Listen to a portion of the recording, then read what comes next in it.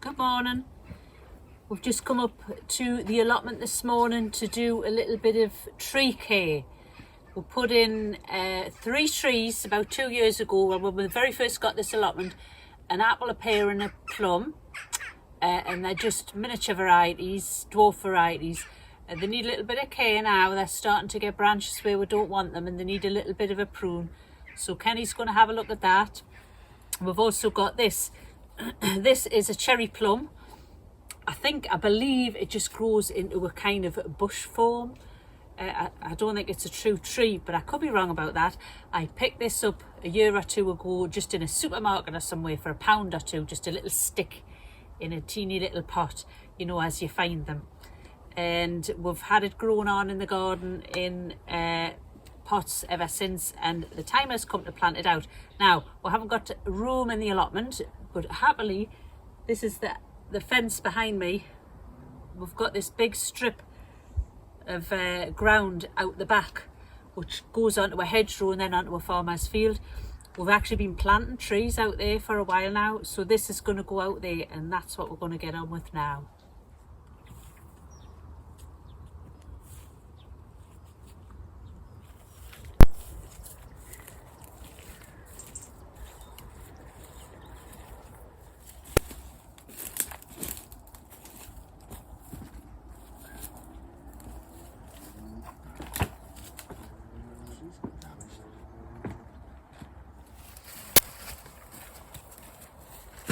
So this is the bit of land out the back at ours.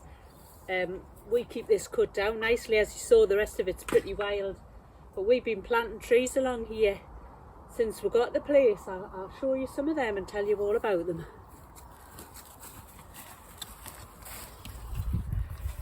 So along the back here we've got 4 good sized trees coming along that we've put in. This one's a poplar and this one here is a poplar.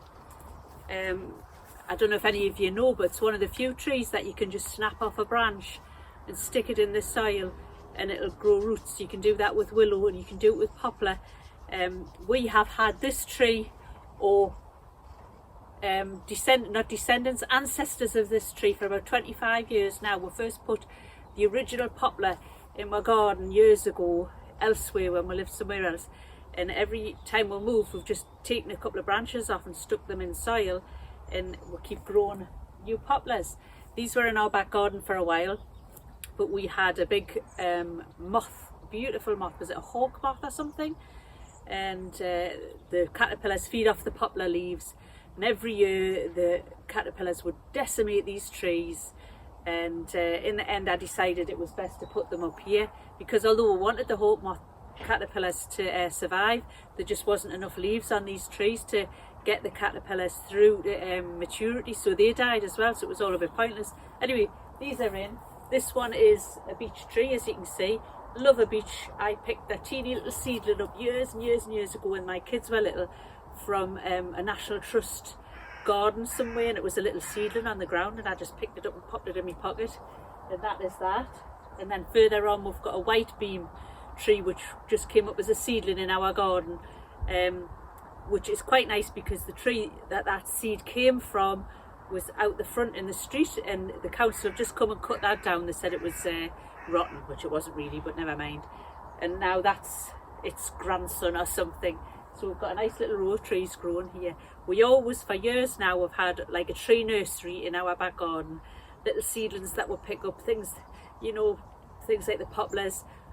We've got hawthorns and ash and all sorts along here, just mini ones, and we've always grown them on, and we'll keep planting them out wherever we can find a little space. So now we're going to try and get this cherry plum in, find a gap for it somewhere. We've just chosen a spot between the beech tree and the white beam. Get that popped in. This little tree, as I say, won't grow very big. I think it's just more or less a bush form, and hopefully at some point we might get a little bit of fruit off it. Cherry plums, whatever they are. I think they look like, on the picture that came with the plant, it looked like little yellow plums, which would be nice.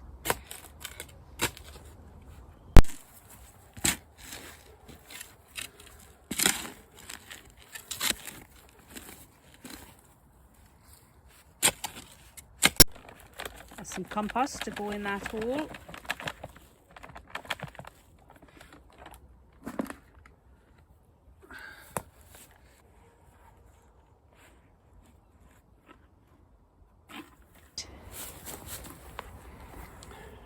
I think that's slightly Bit high, too isn't high, it? isn't it?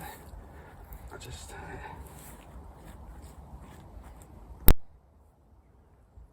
right, isn't it? What do you think? Think that's okay? Yeah.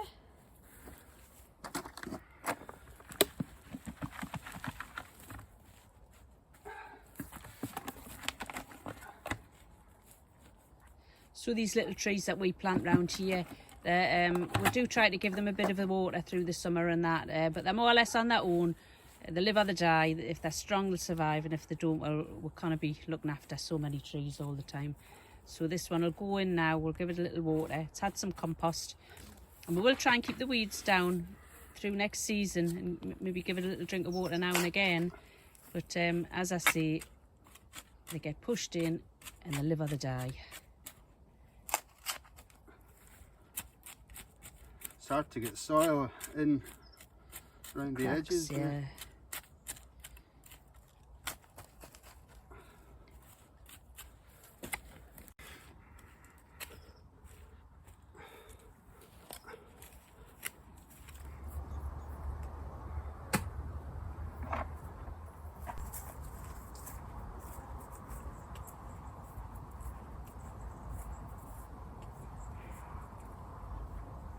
This is the little pear tree. It's a conference pear.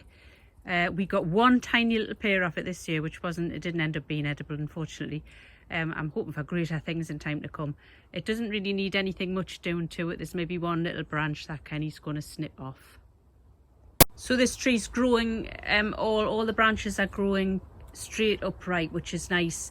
That's what we want, because we've got a small allotment.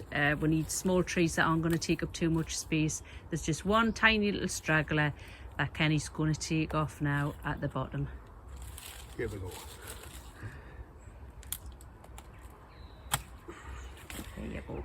That's just really to neaten it up. You could take that off, but we'll just leave it. It'll be fine. So this little tree is a Cox's Orange Pippin apple tree. It's in a bit of an awkward spot. We haven't thought it out very well when we planted it, and it's awkward for getting round into that border. Kenny's going to prune it, not pruning whole branches back, but just taking them back to a point where there's another little offshoot growing in the direction that we want to. So I'll show you that now. Yeah, I think I'll just take it to about there. That's fine. We can leave these two little... There's a little bud in that one there, and in that one. So he's just taken off that long branch that was sticking out the way, which we didn't want, and he's left a little one growing up the way so that we can train the tree to go in the direction that we want. And that little one that's going up the way will give us a much more upright bush, upright tree rather than a spreading one.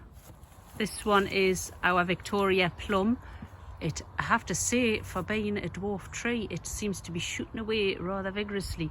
We didn't have any plums from it, but it's really vigorous, and Kenny's just going to take off the root suckers that we've got, and we'll see what he does after that. So these are the root suckers. I'm going to take them off as far down as I can go, like right down in here.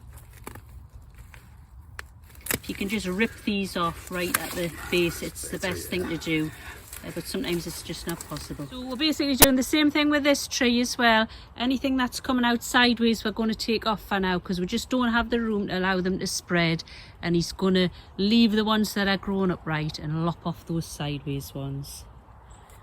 So here we go. That one there. This little one. And that,